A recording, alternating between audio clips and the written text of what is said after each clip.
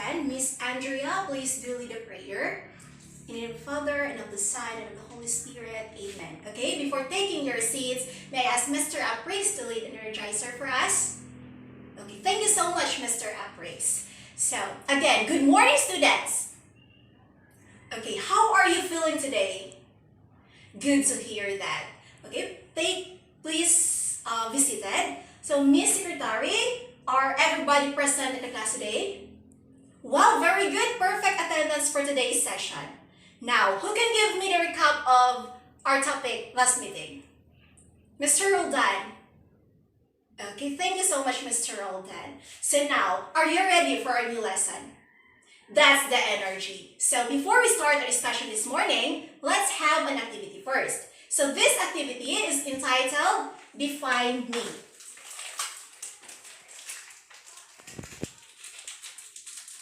So what you're going to do is that I will group you into 4 groups. So this will be the group 1, the group 2, the group 3, and the group 4. So what you're going to do is that I have here an envelope. Inside the envelope, there are colored papers separately written with words and definition. So you are going to define those words. I want you to use your stack knowledge for this activity. Is that clear, class? Okay, I will give you 5 minutes to do the task. Your time starts now.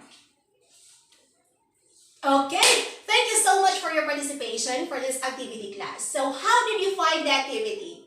Mr. Leo, okay, you find it interesting. So how about the others? Did you find the activity easy or difficult? Okay, do you have now an idea of what would be our topic for today? Did you also think on poetry? Yes, Mr. Leo and Miss Andrew are raising your hands. I guess they also think on poetry. So our topic for today is all about the elements of poetry. But before that, let us know first the objectives of the lesson. Okay, here's the objectives of our lesson for today. So at the end of the lesson, the students are able to first, identify the elements of poetry. Second, appreciate the importance of poetry in studying literature. Third, create poem applying the elements of poetry. Now, can we attain these objectives, class? Okay, very good. So, I have here 82 copies. So, the first copy is for the elements of poetry. The second one is for the poem entitled Stopping by Woods in a Snowy Evening by Robert Frost. So, I want you to be participative. I want you to interact with me along our discussion. And I would like everyone to label or locate some elements of poetry used in this poem by the author. Okay, is that clear, class? Okay, so let's start our discussion. So, let us know first, what is poetry?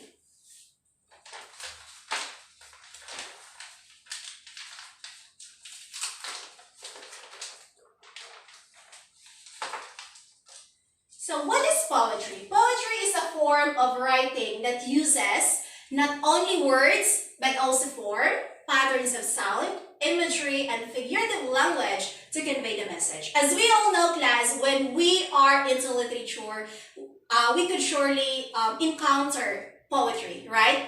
I know that all of you are familiar with poetry. All of you are familiar with poems, right? Okay, so this poetry is a form of writing. It has an overall central theme or idea within a poem. So this poetry is not just only using words, but it uses imagery, sounds, or figurative language, or it has its elements to convey message towards the readers. So now, here are the following elements of poetry. Since our topic for today is all about elements of poetry, let us know what are those elements of poetry. First, we have images. When we talk about images, it is the mental pictures that poet creates through language. So it is reality that when we are reading poems, we could be able to create some image in our mind, right?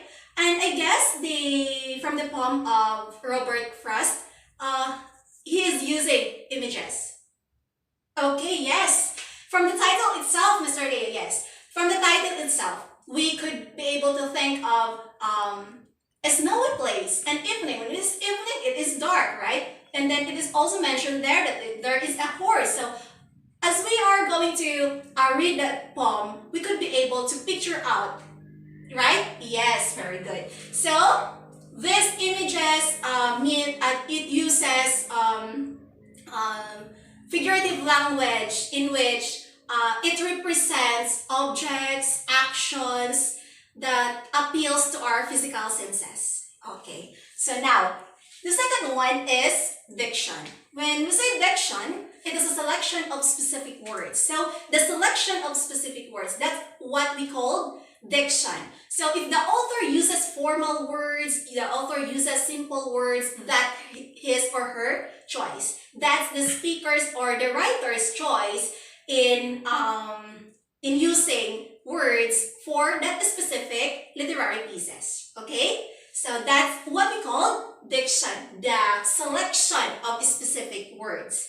So now, let's proceed to the third one. So, form. So when we say form, it is the arrangement of words, lines, verses, rhymes, and other features. Okay? So when there is form, when there is arrangement, we could surely understand that specific poem. If there is a arrangement of the poem, arrangement of the lines, arrangement of that of the words chosen by the author, so we could surely understand the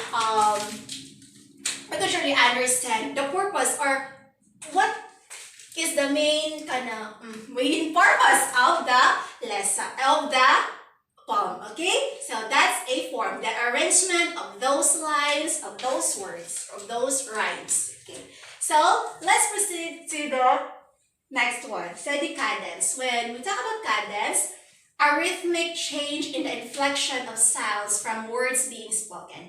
When you read a poem, or when you encounter the poetry, so when there is a change of in the inflection of sounds, that's what we call cadence. Sometimes this refers to the flow of words. Remember that class, that sometimes this we can encounter this one, cadence, in a poetry. Okay, so the next one we have here the couplet. So when we talk about couplet, it is two lines of verse that rhyme at the end and are thought as one unit. Okay, so when in reading a poem, we encounter different stanzas, different lines, right? When two lines of verse that rhyme at the end are that's what we call couplet. Okay, so the next one we have meter. When we say meter, I mean it is a rhythm that continuously repeats a single basic pattern. So when the rhythm is continuous, when it repeats a single basic pattern, that's what we call meter. Okay? Next one, we have rhyme. Rhyme, words that end with similar sounds. When that words of that specific poem, that poem of Frost, I think in the last stanza, he uses words with similar sounds, and that's what we call rhyme. It usually at the end of the line of the poem. The next one, we have rhythm. When we talk about rhythm, it is a pattern created with sounds. Hard, soft, long, short, bouncy, quiet, loud, weak, strong. That's what we call rhythm. The pattern created with sounds. So I think that, poem of Frost, he uses this rhythm, right?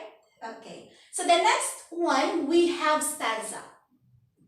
It is a part of poem with similar rhythm and rhyme that will usually repeat later in the poem. So as we observe in a poem, there are stanzas, right? There are couplet, tercet, sestet, or stanzas, So, next one, we have verse. So, a line of a poem or a group of lines within a long poem. So either a poem is short, either a poem is long, we consider that one as a verse. Okay? Now, do you have any questions or any clarifications about our topic for today? Okay, since none. Okay, let's have another activity. Okay, within your group, you are going to make a graphic organizer on the elements of poetry. I want you to be creative. I want you to participate within your group. And then, remember class that we have our rubrics in this presentation, in this graphic organizer presentation. After making your graphic organizer, you are going to present here in front. I will give you a minute of time for that. Is that clear, class? Okay, your time starts now. Okay, that was an amazing presentation. You are all creative and I think you really learned our discussion for today. Now, let's have another activity. So, any volunteers from the class? Okay, Mr. Leo and Miss Andrea. Please do stand. And then here's the guide question. So, how did you find the activity today? Or how did you find our lesson for today? Did you find it interesting or difficult? How does the lesson for today shape your understanding as a student? What is the importance of those elements of poetry in your daily life? Okay, is that clear? Please proceed here in front and then give your understanding of what or your learning for today's lesson. Okay, thank you so much. So now, class, poetry, always remember that poetry is always part of literature. It is a type of literature in which it has its overall central theme or idea within a poem. And then always remember those elements of poetry, the images, the diction, form, cadence, couplet, meter, rhyme, rhyming, rhythm, and then stanza and verse. Those are the elements of poetry that we can find out in any literary pieces of literature. And then always remember that poetry plays an important, a vital role in our daily life. This helps us to understand and appreciate the world of literature and then the world around us. Poetry renews and deepens the gift that all of us have, especially our imagination. So sometimes poetry draws us the facts of our lives, the endurance, the place, the time, the difficult disciplines of love. So poetry always plays an important part in literature. So do you have any questions or any clarifications about our topic for today? Okay, since there's none, let's proceed to make another activity. This is a group activity. What you're going to do is that you are going to create a poem by applying those elements of poetry. And then always remember that we have our rubrics in this group activity. So, I will give you a minute of time for that. Your time starts now. Okay, I think everyone are all done. Okay, please pass your papers in front. Okay, now let's test your understanding. Let's proceed to our assessment.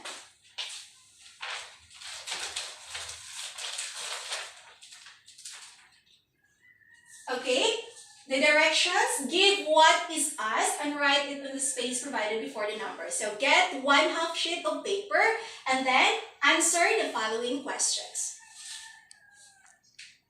Okay, papers up.